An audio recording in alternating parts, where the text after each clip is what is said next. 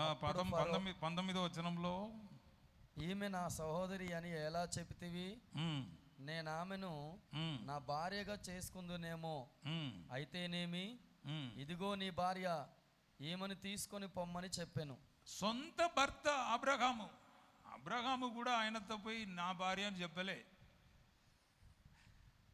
దేవుడు భయం పుట్టించి ఫరోతో మాట్లాడి అబ్రహాముని, ఈ కార్యం ఎలా ఉన్నది చూడండి, అబ్రహామును పిలిచి, అరే నీ భార్య, నువ్వు ఒక మాట కూడా చెప్పలే, ఇలా చేస్తే మా దేవుడు మమ్మను ఎంత నాశనం చేశాడు, ఇదిగో నీ భార్య నువ్వు తీసుకుని వెళ్ళంటున్నాడు.